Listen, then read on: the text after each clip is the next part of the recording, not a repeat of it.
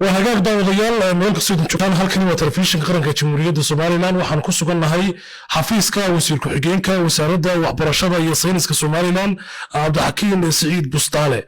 saacad wasiir markuu ugu horeeyay telefishinka qaranka Soomaaliland ku soo dhaweynaya dawladda Soomaaliya ay soo saartay warqad ay ku sheegayso deeq waxbarasho dawladda Masar ay ka heshay isla markaasna ay ku soo dartay jamhuuriyadda Soomaaliland kana mid dhigtay maamul goboleedyada ka jira dalkaasi aynu jaarkanahay ee Soomaaliya saacad wasiir shaqadana waa shaqadiini wasaaradda waxbarashada mas'uulkii waxa tahay wasiirka xigeenka wasaaradda waxbarashada arintaasi soo baxay soo aragtaan runtii aad iyo aad ma santiin telefishinka qaranka jamhuuriyadda Soomaaliland waan arkaynay warqad social media wareegaysa ka soo baxday maamulka Muqdisho runtii waxaan aragnaa nasiib darro weyn iyo qorshe la'aan siyaasadeed oo halkaasi ka jirta sideedaba Soomaaliland iyo Soomaaliya waa laba dawladood oo kala madax bannaan waa laba dal oo runtii jaaraysan aaminsannahay ay tahayna sida saxda ah siyaasadda guud ee qaranka jamhuuriyadda Soomaaliland lagu hagaa waa tarabitaanka shacabka Soomaaliland ku saleysan siyaasadda guud ee waxbarashada qaranka lagu hagaana waa ta ka turjumaysa nidaamka siyaasadeed iyo hogaaminta qaranka ee dalka ka jirta deeqaha waxbarashada iyo fursadaha waxbarasho ee dalka Soomaaliland u baahan yahay ma hadal u martiya ama loo maro dawladda Muqdisho Soomaaliland waxay toos loo dhilgareysaa ama loo macaamishaa dalalka dunida iyagoo heshiisyo wada jira ka wada gala arrimaha iskaashiga waxbarashada haddii noqoto deeqaha waxbarashada iyo haddii noqoto fursadaha kale ee iskaashiga waxbarashada sideedaba Soomaaliland wasaaradda waxbarashada qaranka jamhuuriyadda Soomaaliland waxay leedahay siyaasad cad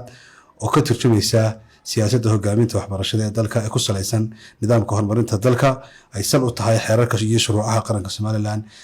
waaqa iyo yeermada ka soo yaadhin waxaan aragnaa jihad la'aan siyaasadeed waxaan aragnaa inay wali hayaan tubti ay hore ugu jabeen waxaan leenahay ceebtood ma aha waa caadadood Soomaaliland ma aha meel deeqaheeda waxbarasho loo soo bari Muqdisho وهاجاك ساعات وسير aad baad ma santahay markii ugu horeysay maaha dawladda Soomaaliya waraaqo noocan oo kala ah iyo deeqo waxbarasho oo noocan ay soo saarto ka wasaaradahan arrimaha noocaas oo kala ah maxay idin meeliyaalada qorshaysan runtii su'aal aad u wanaagsan waxa nooga qorshaysan waxa qaranka Soomaaliland nooga qorshaysan rabitaanka iyo siyaasadda guud ee qaranka Soomaaliland wuxuu ku sal u ah inaan isku nidaam iyo dawlad midnaba ahayn waxaan ku shaqeynaa waa siyaasadda qaranka jamhuuriyadda Soomaaliland wasaaradda waxbarashada waxay leedahay door adag iyo siyaasad adag oo ay sal u tahay deeqaha waxbarashada dunida laga helayo ilaa ay Soomaaliland heshiis la gasho dalka deeqda waxbarashada bixinaya ma qaadano isla markaasina ardaydayada iyo dalka imtixaan lagama qaado deeq waxbarasho oo aan wasaaradda waxbarashada ogeyn oo aan ka turjumayn siyaasadda guud ee qaranka marka waxaan aragnaa in wadooyinkii hore mari jireen guuldarrada ahaa taasina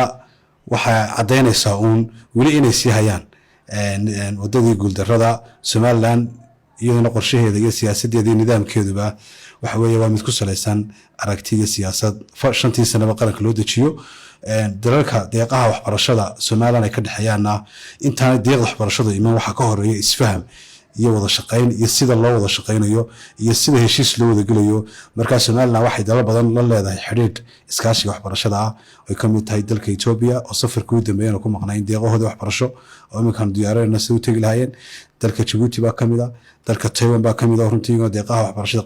qayb weyn siiya oo laba sabab loo xayisiyo dhammaan waxaas deeqaha waxbarasho dhani waxa sal u ah ku shaqeynta mabaadiida iyo qorshayaasha siyaasadeed ee waxbarashada dalka iyadoo laga turjumayo qorshaha horumarinta qaranka jamhuuriyadda Soomaaliland markooda koobaad ma aha baan leeyahay waana nasiib darro baan qabaa runtii inay wali si u hanqal taagayaan inay Soomaaliland arrimaheeda ku sii mashquulaan waxaan leeyahay taydii taala ee gudaheena taala taas oo baahan xalka gaadhaan dhinaca kale wasiirka xigeenka wasaaradda waxbarashada iyo sayniska Soomaaliland ayaa sheegay inaanay marnaba deeqdan waxbarasho aanay khusaynin jamhuuriyadda Soomaaliland waxa kale oo wasiirka xigeenka wasaaradda waxbarashada iyo sayniska Soomaaliland Cabdixakiin Saciid Bustaale ka hadlay qaabka ay ku yimaadaan deeqaha waxbarasho ee hesho jamhuuriyadda Soomaaliland wasiirka xigeenka arrimahaasi ka hadlaya waxa hadaladiisii kamid ahaa aad u maasantahay runtii waxa weeye wax anaga naga dhaxay dawladda Soomaaliya